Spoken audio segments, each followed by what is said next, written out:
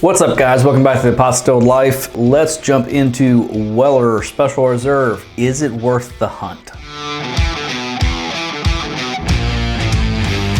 All right, guys, so we're back on another Is It Worth the Hunt. I got some Weller Special Reserve here. Now, everybody knows Weller is something that everybody seems to be hunting, have been for a while. They're not easy to come across, guys. It's not supposed to be that expensive of a bourbon, guys. I mean, this is supposed to be coming in retail somewhere around 40, 45 bucks. I see it all the time.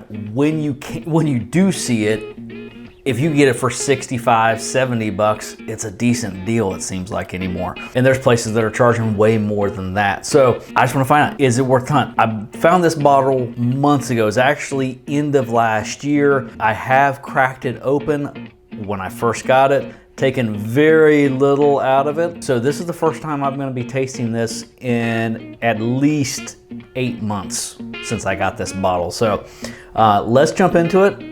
See whether it's worth it or not. All right, so I guess there's the thing with Weller. You know, there's a lot of people who swear by Weller, some of the best stuff. I mean, Pappy and all that, you know, all the Buffalo Trace lineage. It's just a renowned bourbon. A lot of guys are hunting it. When it's on the shelf, if it's at a decent price, it's not staying on the shelf, guys. Weller is a wheated bourbon. It's coming out of Buffalo Trace. This one's coming in at 90 proof, the Special Reserve. With bourbon, as we all know, bourbon, it's made in America. It's being distilled at 160 proof, no more than 160 proof. It's going in the barrel no higher than 125. It has to be at least 51% corn. Now the rest of that mash bill can change. It's still bourbon. With Weller, what they're doing, most bourbons are 51% corn, and then you got a lot of rye in there and then some barley.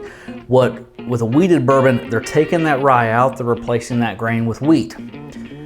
Reason they're doing that with a wheated bourbon, typically smooths out the flavor, makes it a little bit sweeter. It's a little bit more enjoyable for a lot of palates out there, especially for people who are newer to bourbon, not bourbon geeks like myself and maybe some of you guys. So a lot of people like a wheated bourbon. I mean, one of the most famous out there, Maker's Mark, guys. I mean, you can find it anywhere, everywhere. So many people's go-to bourbon, it's a wheated bourbon. That's why so many people seem to like it. It kind of that palate that fits everybody, that sweet, smooth flavor to it. Takes out all that spikiness in flavor. Now, me personally, I kind of like a little bit of spikiness here and there. I like that. It gives me interest, you know, a lot of interest in that. Makes it an interesting pour to kind of pick apart. But sometimes I like to just sit down with just a nice, smooth glass of bourbon and not have to pick it apart. Just enjoy it, watch some TV, watch a game, talk with some friends, family, that kind of stuff. So wheated bourbons have their place, and I love some wheated bourbon. So let's jump into it, kind of see what's going on here.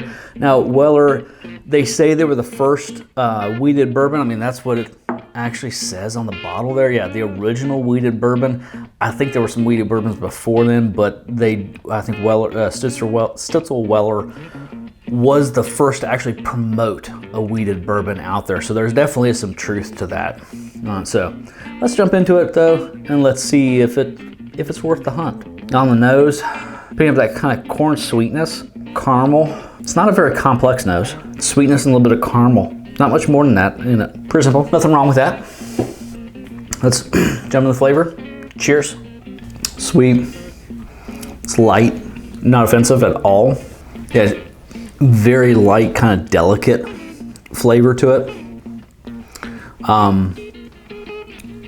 Maybe some honey, a little bit of butterscotch, a little bit of oakiness in there. Finish, not much there, to be honest with you. Slightly drying finish. Nothing offensive about this bourbon at all.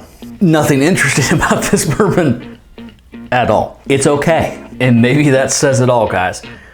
At 40 to 45 bucks, I'm gonna be honest with you, there are a lot of bourbons out there at half this price that are way more interesting, way better to my palate.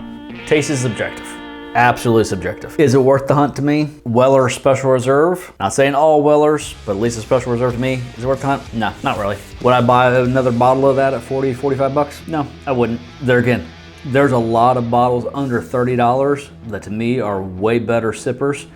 I would take them any day of the week over this. Honestly, take this down to under 30 bucks. There's still better bourbons out there, even if it was priced the same. Sorry guys, if you're a huge Weller fan, sorry, maybe the other ones are better. I'm not saying that all Weller is bad by any stretch. Guys, for me, Weller Special Reserve, nope, not worth the hunt. If you want to try it for trying, go ahead and grab one. Definitely don't pay above retail. Till next time guys, I appreciate it. If you like what we're doing here, if you like the content, please hit that like button, hit the subscribe button. It really helps us out with the YouTube algorithms as we're growing the channel. Till next time, cheers, be safe, and enjoy.